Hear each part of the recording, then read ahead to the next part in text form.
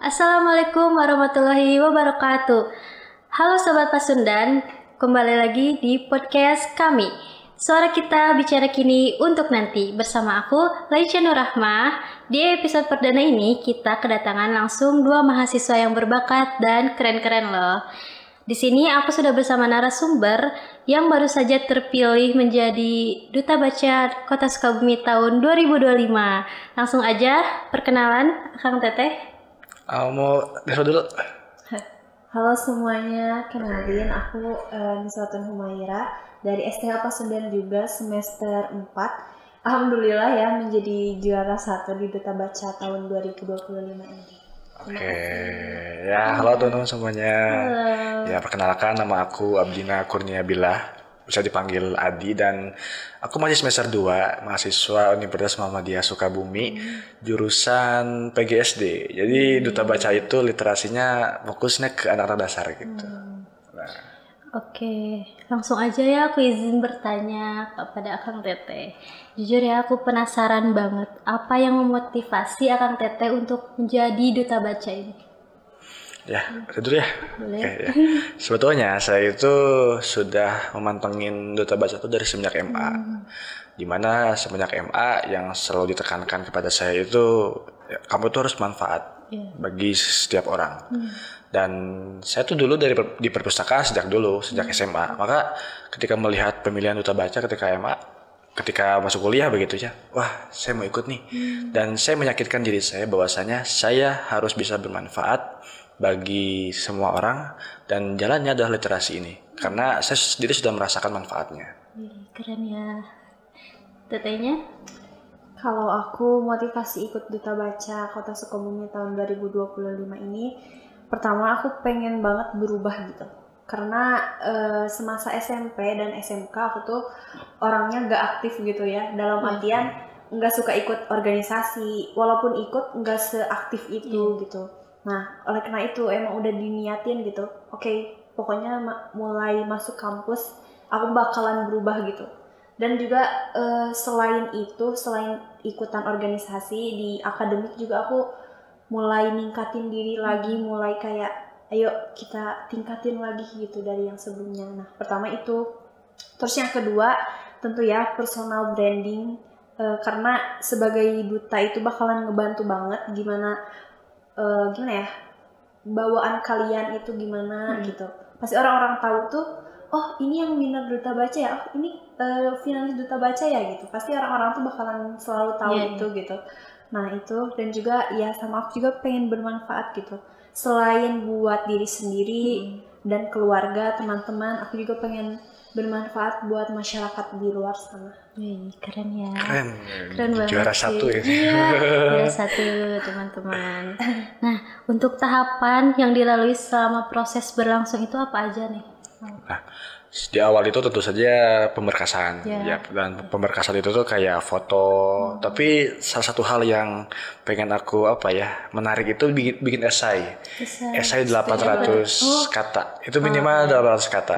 Dan pas waktu bikin esai itu tuh awalnya bingung karena mungkin saya masih semester 2 begitu. Tapi seiring dibuat gitu, ternyata dari mulai esainya tuh aku tuh mulai tahu apa citra literasi itu. Menulisnya itu kayak ngebuat candu gitu menulis esai itu gitu ya. Nah, terus setelah itu mungkin pemberkasan, ada wawancara. Setelah wawancara, penyematan samir bagi yang terpilih. Setelah penyematan samir ada coaching tematik, pembekalan materi-materi, lalu masuk ke masa inkubasi. Nah, masa inkubasi ini tuh masa-masa dimana kita tuh bener-bener dibentuk di duta gitu. Kayak kita kunjungan ke perpustakaan yang ada di kelurahan kita, di sekitaran kita, lalu kita pun realisasi program. Jadi kita harus punya program sendiri, di mana dalam kurang lebih sekitar 10 harian masa inkubasi, kita tuh harus ngejalanin program itu gitu.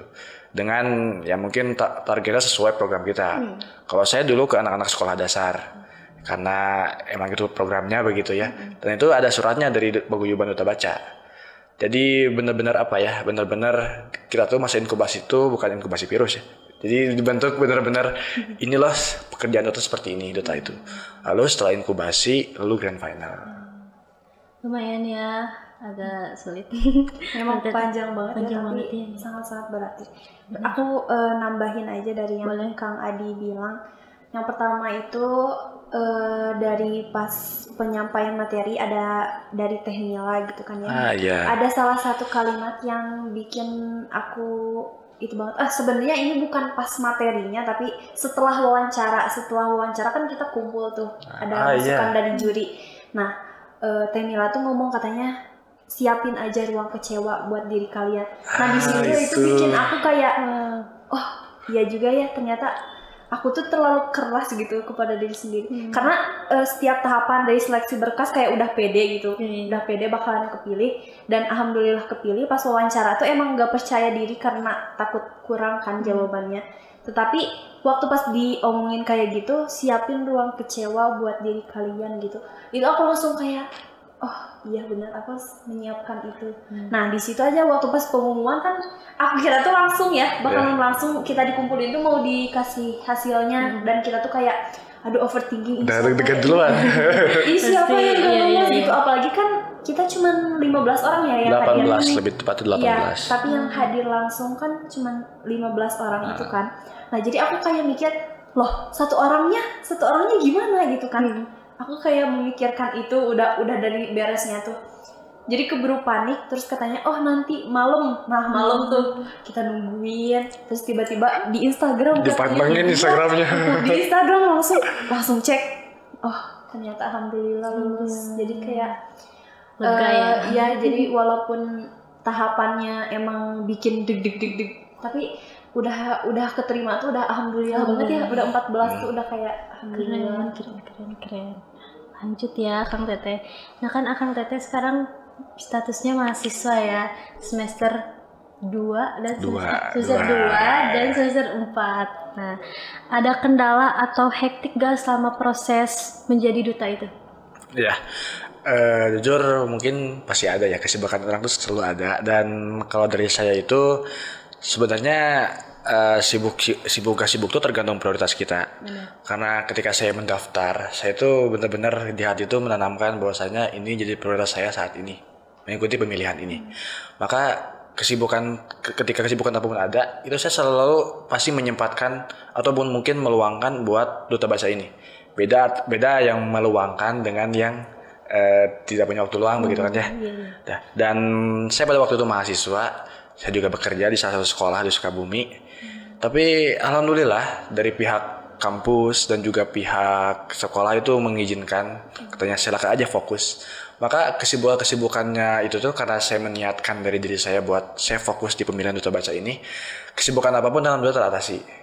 Dan kesibukan mahasiswa ya pastilah ya tugas gitu, apalagi ya makalah begitu ya. Atau mungkin saya juga di UKM, tapi alhamdulillah mendukung itu teh. Dan ya begitulah, kesibukan itu selalu ada. Namun yang ingin saya garis bawahi itu adalah ketika sudah menjadi prioritas apapun itu, pasti akan selalu diluangkan waktunya. Dan seperti halnya kemarin, dan alhamdulillah begitu, saya sudah menyelesaikan pemilihan ini. Keren. Pasti ya, semester 4 itu waktu-waktu sibuk banget mahasiswa itu. Kayak apalagi banyak tugas kelompok, mana harus ke pengadilan ngelihat sidang, itu kayak bolak-balik ke PA, ke PN gitu.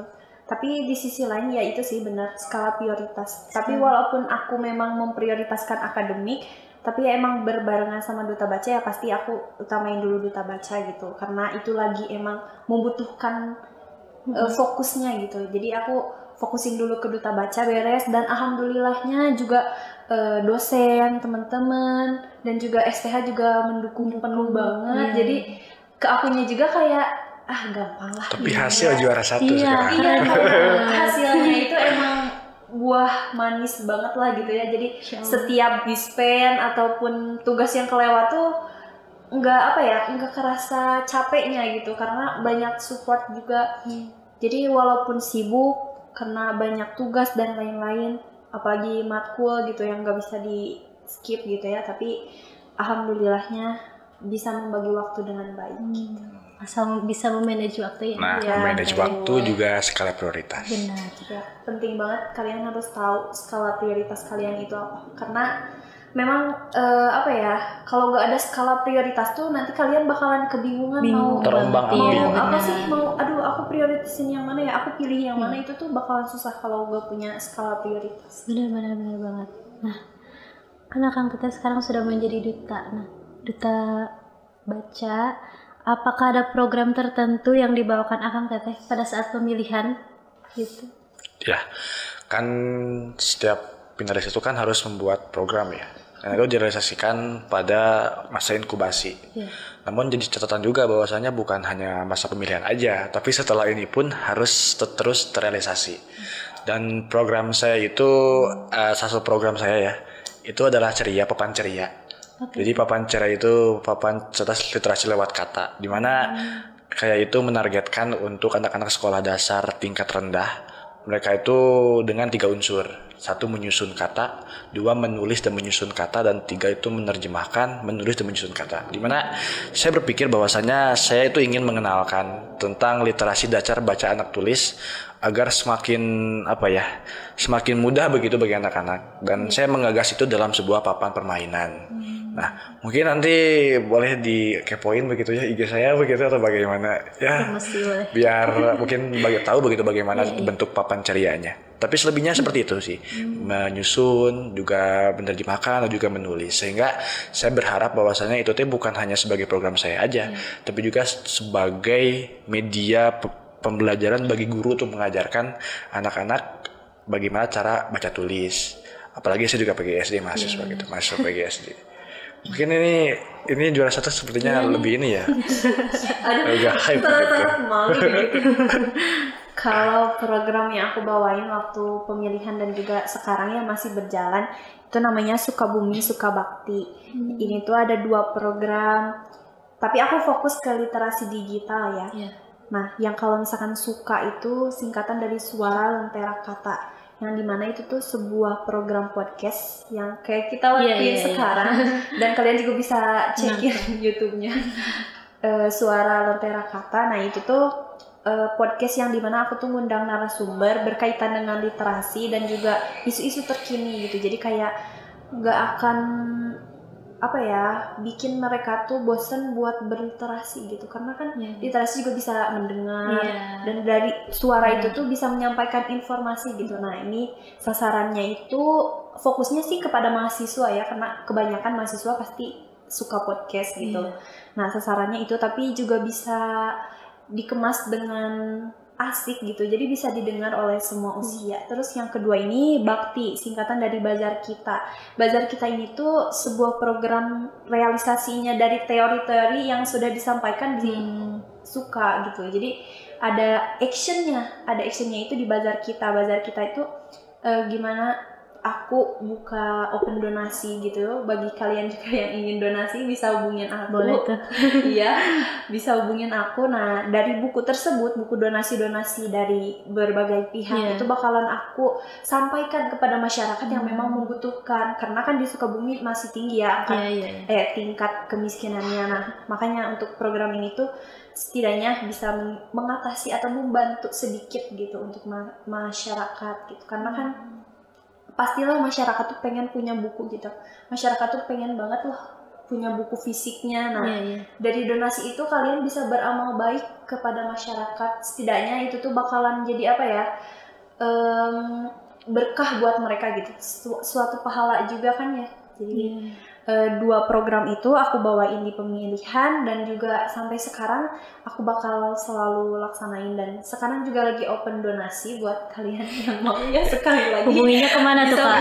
Bisa hubungin ke WA aku ya 0821 853 4005. Ditunggu banget ya, soalnya ini karena donasi emang perlu waktu, jadi dari sekarang aku udah pencar-pencarnya gitu. Boleh tuh guys. Ya, jadi tapi memang program ini tuh jadi lebih menjelaskan bahwasanya literasi itu bukan cuma tentang baca, juga tentang podcast. Karena kan literasi itu ada literat aja belajar. Jadi ketika orang belajar dimanapun medianya, baik itu di media sosial ataupun mungkin langsung sosial dengan masyarakat, itu adalah literasi.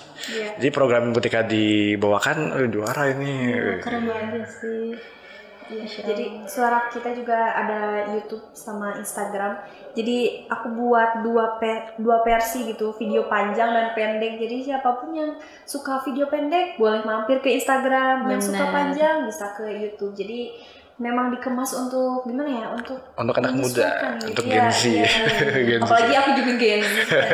Paham banget. Kita semua Gen Z sih. Ya, kita paham banget. Benar-benar. Jadinya begitu deh. Oke, lanjut ya. Nah, sudah ada program-program itu pastinya bermanfaat banget kan ya. Nah, selain itu apa sih manfaat jadi duta baca? Nah, yang pertama mungkin tentu saja personal branding. Personal branding di mana kita tuh naik brandingnya begitu ya. Tapi juga dalam personal branding ini tidak sembarangan. Tentu ada aturan-aturan tak tertulis untuk menggunakan Samir Duta Baca ini. Ya. Terus yang lainnya adalah kita menempatkan lingkungan yang baru, lingkungan yang sehat, lingkungan yang insya Allah itu bermanfaat bagi kita untuk bisa mengembangkan diri kita. Kadang orang itu bukannya gak mau tapi tersesat mungkin karena teman-teman seperti ini, terbawa dengan temannya. Maka dengan menjadi duta baca ini tuh sudah jelas ya, duta baca gitu, paguyuban duta baca, orang-orang yang cinta akan ilmu pengetahuan, di mana itu akan mengembangkan diri kita, sehingga manfaatnya itu tuh bukan hanya sebatas di situ saja misalkan duta baca saja, tapi itu sebagai investasi diri kita supaya kita menjadi lebih baik. Udah personal branding naik, lingkungan pun bagus. Juga yang terakhir adalah kita mendapatkan teman yang baru, teman yang bisa membawa kita ke dalam perubahan yang baik, sehingga kita tidak terombang-ambing dalam di dunia yang sedang kemana-mana serba gimana gitu ya. Nah, itu sih yang aku rasain gitunya. Mungkin dari Niswa. Kalau manfaat, yang pertama aku ngerasa tiba-tiba sibuk gitu loh. Ngerasa sibuk gitu ya. Iya, kayak udah sibuk, kayak langsung wah, tapi lupa seru sama gitu ya, jadi pengalaman sibuk yang bermanfaat baru ya. juga gak sih ya. Jadi kan aku kayak pertama kali banget nih gitu terjun gitu loh. Jadi kayak agak shock tapi seneng gitu loh. Terus manfaatnya aku jadi banyak teman juga, banyak relasi baru. Terus kenal juga sama Bapak Ibu literasi, pegiat literasi yang Masya Allah ya sangat keren. Iya, karena mereka tuh banyak banget berkorban untuk masyarakat gitu. Jadi aku semenjak tahu itu kayak wah keren ya gitu. Ternyata keren banget dan banyak pelajaran yang bisa aku ambil gitu. Masya Allah. Nah, Akang Teteh kan sebagai mahasiswa, bagaimana pendapat tentang minat baca di kalangan mahasiswa, khususnya Teteh ya di STH ini, kalangan minat baca itu seperti apa? Kalau berbicara tentang minat baca tentu itu kemauan ya. Sebenarnya di beberapa kasus yang saya ambil begitu ya, saya lihat dengan teman-teman saya, mereka itu kalau lihat buku itu, kalau covernya bagus, mereka tuh suka mau baca, mereka tuh kayak ih buku itu bagus loh, lihat coba ya gitu kan ya, kayak mereka tuh sebenarnya minat dalam sepintas itu udah ada gitu, minat itu udah ada nih. Bahkan mungkin beberapa dosen nyuruh baca buku, mereka baca begitu. Nah, jadi mungkin bagi saya sekarang itu bukan bicara soal minat baca, tapi bagaimana menumbuhkan budaya baca. Karena kenapa orang gak mau baca? Karena mereka gak tahu manfaat daripada membaca. Begitu kan ya? Tapi ketika ngelihat beberapa orang begitu ya, ngelihat ada buku yang bagus, covernya, ih apa sih bukunya, lihat dulu. Itu kan otomatis mereka membaca, kan ada minat untuk membacanya. Nah, tugas dari kita itu adalah bagaimana cara kita menumbuhkan budaya baca pada mereka. Sebenarnya saya tuh yakin bahwasanya setiap orang itu pasti dalam hidupnya pernah lah baca satu buku gitu. Walaupun mungkin nggak sampai 200 halaman begitu. Tapi itu semua harus dipelihara dengan ya tadi mungkin dengan program-program yang menarik begitu, sehingga budaya membaca itu tumbuh. Karena saya yakin minat itu sudah ada dalam diri mahasiswa, apalagi mahasiswa dong. Yang mahasiswa kerjaannya hanya datang, dengerin, pulang. Pasti dibungkus dengan ilmu pengetahuan. Yang mana ilmu pengetahuan salah satunya adalah dengan buku. Buku pun bukan hanya soal di fisik aja, digital juga ada kan. Nah, ya begitu. Jadi bagi saya bukan soal minat baca sekarang, tapi bagaimana budaya bacanya. Itu menumbuhkan budaya baca, karena kebanyakan di kita sekarang belum menjadi budaya baca itu, belum menjadi sebuah kebutuhan bagi mahasiswa. Nah, Gimana caranya kita menemukan itu? Nah, mari kita bekerja sama. Kalau dari aku sih, setahu aku dilihat-lihat dari kalangan mahasiswa apalagi di sini sih kayaknya masih nggak terlalu banyak yang suka buku gitu ya, apalagi sekarang udah ada AI gitu, jadi tinggal Iya sih. dan copy Lebih paste gampang gitu. banget. Tapi kan sebagai mahasiswa seharusnya apa ya, jadi pilar kritis gitu loh. Jadi harus jadi pembeda gitu. Karena sebenarnya harus itu sih, mereka harus paham dulu tujuan mereka tuh apa kuliah. Kayak mereka jadi mahasiswa tuh mau jadi apa gitu.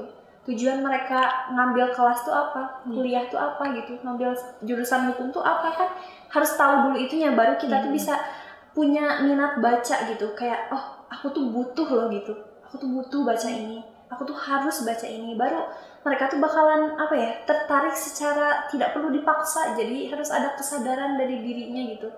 Jadi kalian harus tahu tujuan kalian tuh apa, dan percayalah buku tuh salah satu jembatannya gitu. Benar banget. Kepada siapapun gitu ya, bukan hanya duta baca yang kayak kelihatan baca doang, tapi masyarakat tuh harus menjadikan buku tuh sebagai tadi kehidupan dan juga kebutuhan gitu.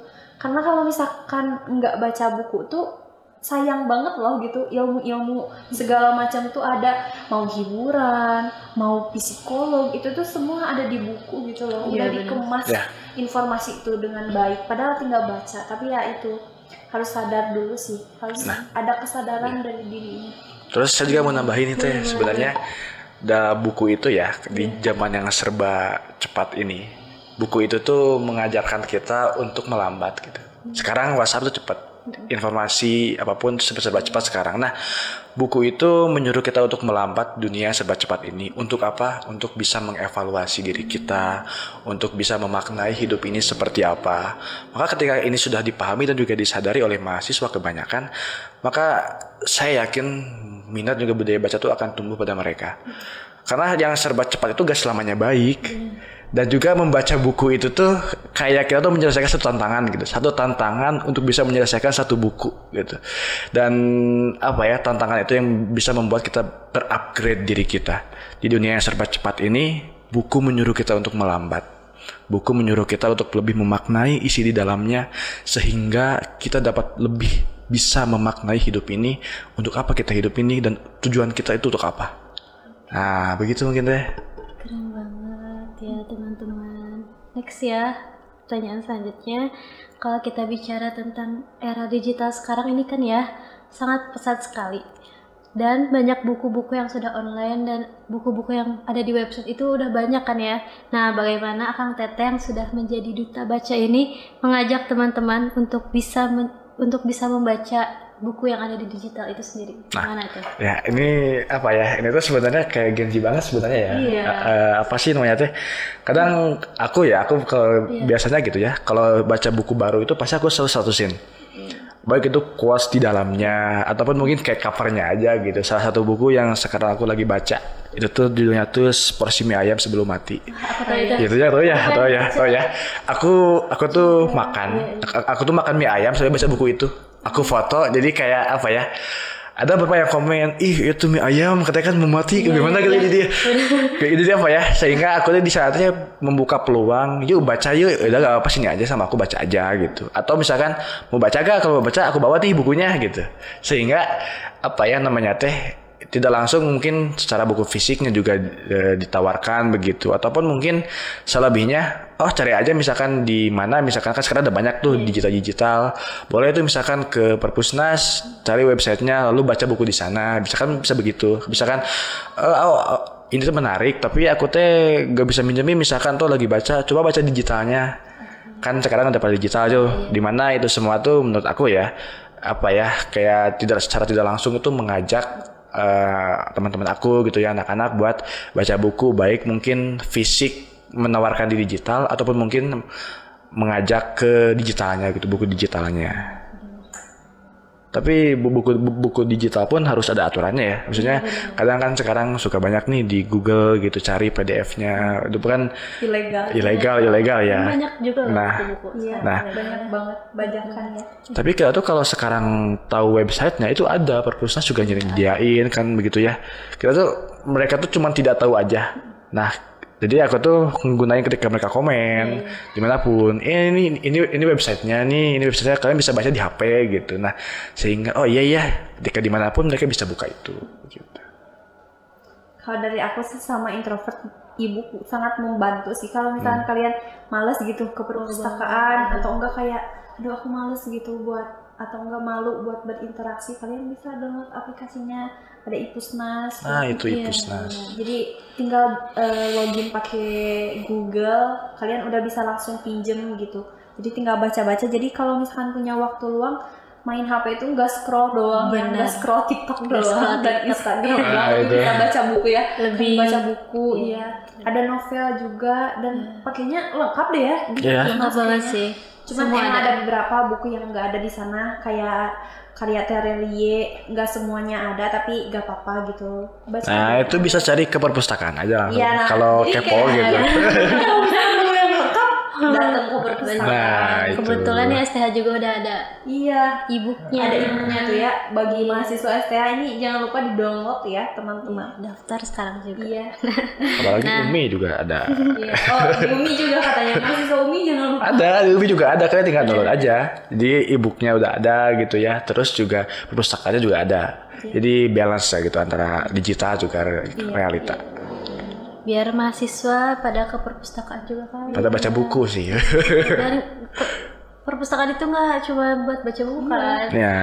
Banyak buat ngerjakan soal. Tugas juga gitu kan. Iya guys, nongkrong di perpustakaan itu enak kok. Sepi hening. Untuk Nyaman. introvert cocok banget sih ya. Nah, buat ekstrovert yang capek juga bu. recharge energinya. Recharge energi. Mungkin pengalaman nih, pengalaman. Iya. Suka kali ya. Selalu begitu. Ya saya pun pengalaman sih. Itu benar-benar recharge banget nih. Setelah mungkin kalau aku gitu ya, setelah masjid itu ada perpustakaan. Itu benar-benar kayak tenang banget gitu ya, tenang, kayak jernih pikirannya gitu. Karena kan nggak boleh berisik ya kalau di perpustakaan. Sampai ketiduran nggak? Pernah.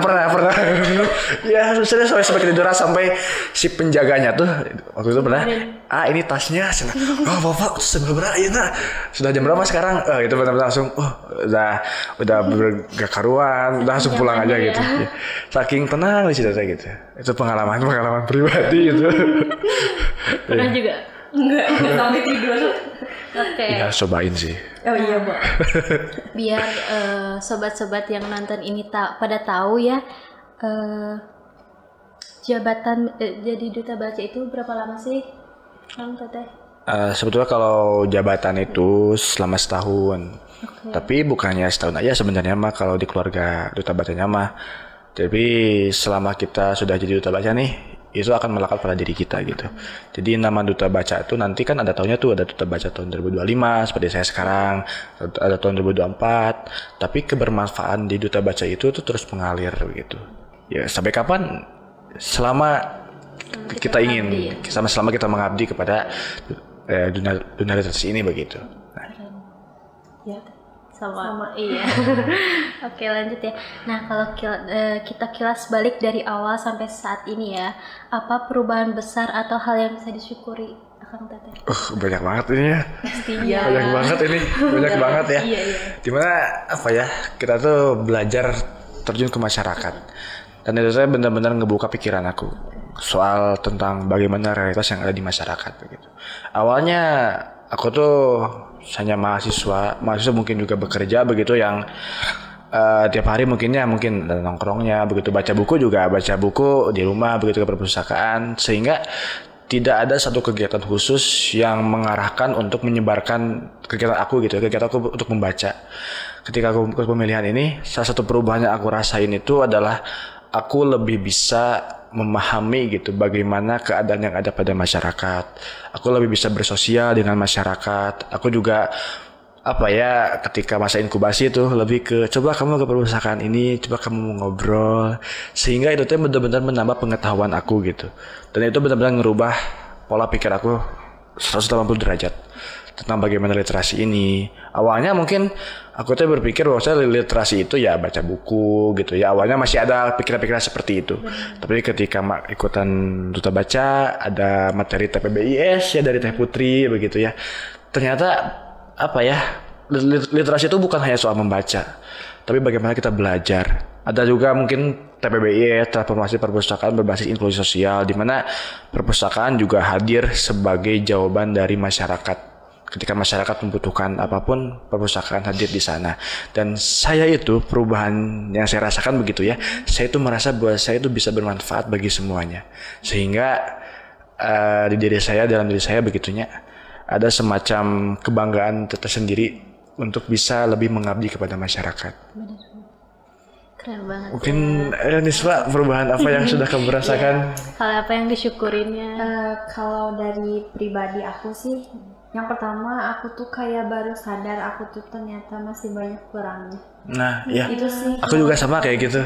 Kayak ternyata teman-teman di sekitar aku tuh hebat banget loh gitu. Kayak pada keren banget public speaking-nya, pengetahuannya, terus aktivitasnya gitu, kayak pada keren banget dan bikin aku kayak aku juga bisa lebih baik lagi ke depannya gitu, kayak aku juga bisa menjadikan mereka inspirasi gitu. Terus yang kedua itu sih, aku kayak waktu yang tadi aku bilang itu yang siapin ruang kecewa buat diri kalian, karena aku tuh sebelumnya emang pas masuk kampus tuh emang kayak nggak pernah menyiapkan ruang kecewa gitu kepada diri aku. Aku nggak ngebiarin rasa kecewa itu tuh ada, lebih ke bisa gitu, aku tuh bisa, dan aku tuh gara-gara itu tuh emang terlalu keras kepada diri aku, kayak terus-terusan kayak gitu. Nah, beres dari Duta Baca itu aku pulang langsung evaluasi gitu, kayak evaluasi diri ya. Iya, kayak wah ternyata aku tuh gini banget ya sama diri aku gitu.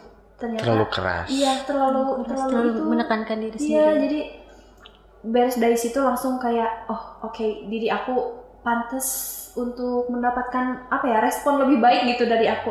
Ternyata rasa kecewa itu tuh nggak boleh dijadiin abai gitu, tapi jadi salah satu yang kayak iya kamu tuh ada gitu, kamu tuh gak apa-apa ada, jadi gak apa-apa gitu. Terus yang kedua, aku kan anaknya nggak suka keluar rumah ya. Terus waktu pas masa inkubasi aku kan ngelaksanain di program di rumah dulu yang bazar kita itu. Nah, aku jadi sadar bahwa di lingkungan aku aja itu tuh masih kurang banget. Nah, di situ aku jadi PR banget karena aku, wah ini di tugas aku nih gitu. Nah, terus yang kedua aku kok kedua lagi ya? Ketiga ya. Ketiga aku jadi paham banget gitu, kayak ternyata apa yang aku lakuin di sana tuh nge-impact banget loh. Kayak beres pulang tuh aku langsung kayak memikirkan apa yang sudah aku perbuat aja gitu, apa aja yang kurang, kayak pertanyaan juri apa yang gak bisa aku jawab atau enggak kurangnya dari program aku, dan segala itu aku tuh jadi dipikirin lagi gitu, jadi buat aku makin memikirkan langkah yang terbaik gitu, jadi nggak akan ada kesalahan yang emang harusnya nggak diperbuat gitu. Nah, jadi itu tuh bisa jadi kunci jawaban yang aku cari selama ini gitu di Duta Baca tuh. Jadi ternyata selain jadi Duta Baca yang emang aku impikan gitu, ternyata aku juga bisa berubah gitu. Aku ternyata bisa ngambil banyak pelajaran dari teman-teman, dari Adi, dari juara-juara lainnya, karena semua orang tuh juara yang menurut aku nggak ada yang kayak juara satu atau gimana, tapi semuanya juga terbaik gitu, semuanya juga sangat-sangat terbaik buat aku mah, karena udah keren banget ya. Kalau misalkan tahu 14 finalis Duta Baca lainnya, kalian juga pasti paham kenapa aku ngomong kayak gini, karena emang mereka keren banget, dan program-program yang mereka buat juga keren. Nah, itu tuh salah satu kebanggaan juga, aku keren deh punya lingkungan pertemanan kayak gini gitu, punya partner kayak gitu ya, bangga pada diri sendiri ya, kayak kapan lagi loh gitu punya kenalan jadi upgrade keren. Jadi upgrade banget ya, itu sih. Insya Allah keren. Kita tuh gak ngerasa tersaingi ya, jadi lebih ke kayak tuh tumbuh bareng-bareng gitu. Betul, karena selama kita bareng-bareng itu tuh kayak nggak ada kerasa kompetensi gitu loh. Jadi kayak emang saling membahu aja sih, kayak Saling aku khawatir menguatkan. gitu, Gitu aku ya. khawatir dikasih saran, dia khawatir dikasih saran, gak apa-apa, udah berusaha yang terbaik. Jadi kita saling support gitu apapun hasilnya. Jadi kayak terima kasih banyak teman-temanku. Ya karena memang tujuan kita kan memang ingin berdampak ya, ingin berdampak. Maka kita tuh saling memberikan saran, saling ngasih ide gitu supaya program kita tuh masing-masing bisa bermanfaat gitu, bisa berdampak ke masyarakat. Jadi kayak persaingan tuh apa ya? Sebenarnya ada, tentu ada ya persaingan. Tapi kita tuh gak ngerasa, kalau apa ya kayak gimana gitu ya. Jadi kita bareng-bareng aja gitu, saling support. Dan itu menurut aku yang sehat. Menurut aku itu persaingan yang sehat. Karena mindsetnya bukan aku harus menang dari dia loh, tapi menang dari diri sendiri. Gitu. Itu kayak guys gitu kayak. Cost of the day. Kata-kata. Sekali lagi quotes of the day. Ya jadi ya kita tuh bukan melawan orang lain tetapi melawan diri kita sendiri guys. Ya musuh sebenarnya itu diri sendiri. Keren. Karena kalau misalkan overthinking itu kan dari diri sendiri. Bener. Ya gak sih? Iya. Kalau dipikir-pikir kayak bener juga gitu. Ketakutan juga dari diri sendiri gitu. Gelisah dari diri sendiri. Jadi kayak Dan tergantung diri kita sendiri. gimana ya. Dan kita yang ngebiarin itu semua. Iya gitu. Jadi ya pokoknya harus hadapi gitu. Semuanya hadapi. Terus aja guys, terus. Terobos aja. Genset banget ya. Oke. Nah, aku mau tanya lagi. Ada gak sih top 3 buku yang paling favorit kalian? Judulnya apa dan alasannya apa? Buku terbaik ya? Yang terbaik, terfavorit, terapalah. Kalau saya saat ini ya terbaik dan terfavorit begitu ya. Kalau di 3, saya tuh ada beberapa genre. Yang pertama itu dari novel dulu. Saya itu dulu waktu itu baca waktu SMA dan sekarang tuh masih teringat ada bukunya di rumah. Itu karangan Pidi Baik. Yang pertama itu ada Helen dan Sukanta. Mungkin Pidi Baik itu yang tahu itu Dilan gitu ya. Terus kemarin apa lagi teh? Yang baru teh dari Pidi Baik tuh Dilan 1990, 1991. Lalu apa lagi teh? Yang kedua teh? Nggak ngikutin ya. Ada deh satu lagi tuh lupa lagi yang tayang di bioskop tuh. Anchika ya. Itu kan difilmkan tuh dari Pidi Baik. Tapi ada satu novel dari Pidi Baik tuh judulnya Helen dan Sukanta. Itu tuh apa ya? Novel yang menurut aku benar-benar nyentuh banget gitu ya, novel romance. Tapi perjuangannya itu loh, dimana ujung endingnya ya mungkin Helen dan Sukanta berpisah begitu, dan sepanjang perjalanannya jujur aku sering banget numpahin air mata gitu. Sesedih itu karena bahasa yang sering digunakan Pidi Baik itu bahasa yang lembut namun bermakna begitu kalau ketika dibaca. Itu yang pertama. Yang kedua mungkin ini buku yang apa ya, sering mengalami perubahan cover, judulnya itu How to Master Your Habits, karangan Ustadz Felix Xiao. Mungkin ini tuh hampir mirip-mirip dengan Atomic Habits. Kalau mungkin secara makna bukunya begitu. Tapi aku tuh lebih suka Atomic Habits karena di dalamnya ada ayat-ayat Allah juga, ayat Al-Quran. Jadi aku tuh suka yang itu, How to Master Your Habits. Walaupun aku juga baca yang Atomic Habits, tapi hati aku berkehendak aku tuh lebih suka yang itu, How to Master Your Habits. Bagaimana kita menguasai kebiasaan. Yang ketiga itu ada berani tidak disukai dari Ichiro Kishimi dan Fumitake Koga. Itu tuh buku yang dikemas dalam dialog seorang filsuf dan juga seorang pemuda tentang bagaimana hidup ini tuh tidak mencari validasi orang. Jadi hidup itu tuh bukan ditentukan oleh masa lalu. Kan kadang orang tuh bilang kayak ini mah terlalu masa lalu, ini mah gara-gara masa lalu, gara-gara pernah ini pernah itu. Orang-orang kan kadang bilang gitu ya, Padahal secara teori dalam bukunya juga teori Adler, psikologi Adler gitu ya, bahwasanya bukan bagaimana masa lalu itu terjadi, tapi bagaimana cara kita memandang itu semua. Jadi kalau kita memandangnya, pikiran kita ini mah gara-gara masa lalu, itu akan tetap aja terus-menerus begitu kan, tidak akan ada yang berubah. Tapi ketika ada keberanian untuk memandang bahwasanya itu hanyalah sebagai masa lalu, tidak menentukan masa yang sekarang, maka insya Allah akan ada perubahan yang terjadi dalam hidup kita. Karena perilaku itu dipengaruhi oleh mindset dan pikiran ketika pikiran itu baik akan menghasilkan perilaku yang baik. Nah seperti itu buku-buku yang bener apa ya, membuat aku belajar bagaimana kita tuh hidup bukan untuk disukai orang-orang lain loh, tapi fokusnya sama diri sendiri gitu. Ngapain sih cari validasi orang gitu. Dan sukanya buku itu tuh dikemas dalam sebuah dialog antara filsuf dan pemuda. Bahasanya benar-benar lembut banget, bahasa yang mudah dimengerti tapi bikin kita tuh berpikir gitu. Itu benar-benar rekomendasi banget. Siap jadi list ya. Oke. Ya. Berani tidak disukai karangan Ichiro Kishimi dan Fumitake Koga. Keren banget. Tadi satu apa nih? Aduh, aku tuh bingung. Banyak banget ya. Ya coba. Kalau misalkan dipilih 3 sih, yang pertama itu ada Lamen. Oh, Lamen. Lamen itu buku yang ini ya, buku yang apa sih ya, kesedihan gitu kan? Apa? Yang sedih gitu kan? Apa sih namanya? Iya. Apa sih itu quotes gitu kan? Enggak sedih sih, lebih ke aku bacanya enggak sedih sih. Iya. Tapi aku nyimpen postingan Instagram tuh iya. disimpan sama aku buku Lamen itu. Iya. Yang covernya tuh kayak gitu keluar gitu kan ya. Ya, itu rame banget. Dari penulis lokal juga ya, dari Reza. Nah, itu tuh kayak buku yang nyeritain gimana seseorang itu tuh terlalu mendam banyak emosi. Sampai akhirnya dia ngerasa baik-baik aja tubuhnya, tapi ternyata enggak gitu di dalamnya. Nah, karena itu tuh ada 4 labirin gitu yang dia rasain. Nah, dan itu aku nggak akan kasih tahu karena itu inti bukunya, guys. Kalian harus baca. Harus baca. Pokoknya banyak banget yang relate, apalagi kayak tentang kesepian, terus juga tentang cinta. Itu tuh kayak banyak banget yang relate dan kalian harus baca. Itu ramai banget. Nah, yang kedua teruslah bodoh jangan pintar dari Terelie. Karena Terelie itu tulisan yang buat aku cinta sama buku. Kalau kata Najwa Shihab kan perlu 1 buku tuh. Nah, itu aku dari karangan Terelie aku jadi suka sama buku. Hanya butuh 1 buku untuk kamu mencintai buku. Iya. Maka marilah temukan buku itu gitu. Iya, nah kalian juga harus temukan bukunya. Aku di Terelie.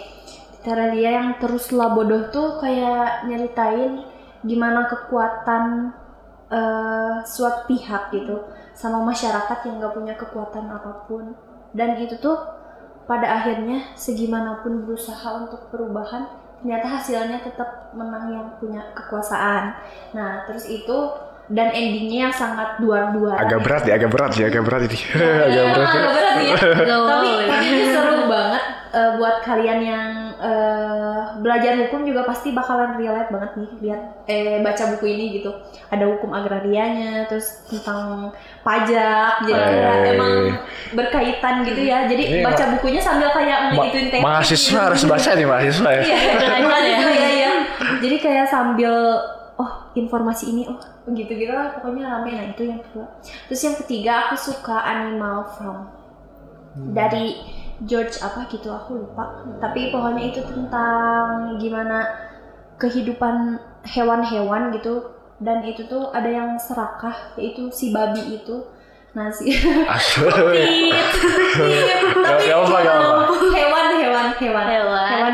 yang B itu. Nah, dia yang pengen berkuasa. Nah, jadilah peternakan itu tuh hancur gara-gara itu kekuasaan dari si ego. Keserakahan. Ya, itu dari buku apa sih? Itu mahasiswa hukum banget ini bukunya ya. Iya, benar. Mahasiswa hukum banget ya. Hukumnya udah melekat. Udah melekat banget gitu. Mungkin salah satu rekomendasi ya, boleh buat gitu ya. Ada buku dari J.S. Khairen, itu Bungkam Suara. Apa? Bungkam Suara. Iya, itu Bungkam Suara. Mahasiswa relate. Udah baca? Enggak, aku cuma tahu aja. Nah, itu tuh aku sempat mau beli bukunya. Aku udah baca sampai selesai, dan itu kalau kalian baca itu benar-benar banyak yang relate sama keadaan kita sekarang gitu. Itu benar-benar. Itu kan ini ya. Iya. Berurut kan. Nah, berurut sekarang tuh katanya penulisnya lagi mau bikin lagi Bungkam Rakyat. Oh, itu serius. Itu serius. Ada juga buku Khairen tuh yang sepatu ibu dong. Ya, iya itu hadiah apa sih, dompet ayah kan kalau nggak salah ya? Gak tau ya, aku judulnya lupa. Nah, yang covernya biru itu juga sedih sih. Nah, itu kalau ada hukum tuh apa ya? Cocok lah baca buku itu Bungkam Suara yang J.S. Khairen itu. Aku ada di rumah bukunya kalau mau dong, aku mau. Di buku itu seperti Inggris ya. Aku juga ada buku yang sedih banget ini. ayah ini arahnya kemana. Oh, Tahu. dari itunya aja udah sip banget gitu, untuk anak yatim dan piatu itu keren sih. Aku juga nangis Kerasa, meskipun gak relate, cuman kerasa aja gitu sedih. Iya. Oke. Pasti. Berarti untuk Akang dan Teteh ini genre-genrenya, ini kan tadi buku favorit kan, sekarang genre yang paling disukain apa? Kalau sekarang itu lebih ke self improvement. Walaupun memang self improvementnya itu kebanyakan kalau aku gitu ya, sukanya tuh dibungkus dalam bentuk cerita. Kayak mungkin tadi Berani Tidak Disukai begitu ya kan, dibungkus dengan dialog. Itu tuh benar-benar apa ya? Kalau aku tuh sukanya kayak gitu sukanya. Terus juga aku suka novel dengan bergenre mungkin slice of life. Aku gak terlalu suka fantasi. Walaupun orang-orang bilang, oh ini seru nih fantasi, tapi kalau aku sendiri gitu kurang suka soal novel tapi fantasi gitu. Lebih suka slice of life aja gitu kan, kayak. Oh iya. Seneng banget. Kalau kita fantasi entah kenapa ya. Aku kalau fantasi itu apa ya? Mending di komik aja gitu, kalau fantasi. Ya. Gitu. Tapi kalau mungkin buku-buku novel slice of life, mungkin bagaimana kehidupan, persahabatan, perjuangan begitu ya. Bagi aku itu lebih mengenakan. Kayak sekarang tuh buku yang aku baca tuh Seporsi Mie Ayam Sebelum Mati. Itu tuh kan apa ya, bercerita tentang seorang yang mau mati begitu ya, dia mau mie ayam dulu, tapi tiba-tiba dia tuh ketemu sama orang preman gitu, preman bandar itulah, bandar narkoba, sehingga di sanalah mulai konflik-konfliknya itu, atau mungkin makna-makna hidup tuh di dalamnya ada gitu. Dan bagi aku itu ngena banget, benar-benar ngena banget nih. Jadi ya gitu, aku tuh sukanya novel, tapi Aku udah masuk keranjang itu. Aku juga sama. Belum baca. Oh. Dua. Kayaknya Grace. Iya. Iya sih benar. Ya, mungkin itu aku genre. Yang paling disuka fiksi. Terus fantasi aku suka banget. Soalnya aku kalau baca fantasi itu bisa kebayang gitu loh di otak aku. Kayak misalkan yang series Bumi Terelie, itu semua seriesnya ada di otak aku gitu loh. Kebayang gitu, kayak jadi udah bisa membayangkan ini tuh lagi gini. Jadi itu aku sukanya karena aku bisa membayangkan itu. Iya. Terus aku lagi mulai baca sejarah tapi fiksinya gitu. Karena kan kebanyakan sejarah bahasanya susah-susah, tapi kalau misalkan mungkin fiksi agak gampang diserap gitu. Jadi aku mulai membaca, mulai menyukai lah gitu. Dikit-dikit. Oh, Pak. Berbeda ya genrenya. Iya, berbeda banget. Iya. Tapi emang salah satu manfaat baca buku fiksi atau mungkin fantasi itu tuh emang menumbuhkan bayangan kan, mimpi gitu. Sehingga kita tuh terbiasa untuk bermimpi. Jadi orang kalau terbiasa baca novel fiksi, itu orang yang akan terbiasa bisa bermimpi gitu. Jadi kayak kita tuh kan nanti ngebayangin ada api, ada apa begitu, ada juga sebagainya. Itu nanti akan berpengaruh kepada bagaimana nanti mimpi kita akan tercapai. Orang kadang ini ya masalah perempuan anak muda sekarang itu tuh takut bermimpi. Iya sih. Takut punya mimpi. Bahkan punya mimpi pun mereka takut gitu. Punya mimpi pun mereka takut. Iya.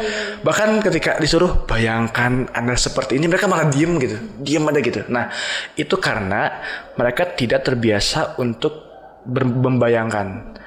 Karena mimpi kan gratis kan ya? Karena baca buku mimpi gratis kan, membayangkan bagaimanapun tuh gratis kan. Tapi otomatis itu punya semacam manfaat untuk kita tuh terbiasa bermimpi. Mimpi gratis kan, nggak bayar? Iya, gratis kan. Jadi kenapa kita harus takut? Iya. Itu tuh salah satu manfaat kita baca fiksi gitu.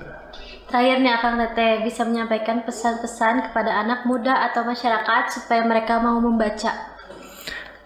Dari tadi saya dulu, mungkin Teteh dulu. Nah, kalau dari aku, mulai aja dari hal kecil. Kayak baca buku 1 lembar per hari itu bisa kalian terapin, walaupun kayak aduh susah apa sih 1 lembar, tapi gak apa-apa, jalanin dulu aja, kayak coba dulu gitu ini. Kalau dari aku, temukan duniamu dalam buku, maka kamu akan melihat dunia ini dan kamu akan berkembang lebih baik, sehingga di dunia ini kamu akan menjadi diri sendiri kamu. Oke, keren banget ya teman-teman. Sangat menginspirasi kita semua. Terima kasih ya Kang Teteh sudah menyempatkan waktunya untuk datang di podcast kami. Oke Sobat Pasundan, terima kasih sudah menonton podcast kami. Semoga bermanfaat dan stay tune di Media Center STH Pasundan Kota Sukabumi. Bye. Bye.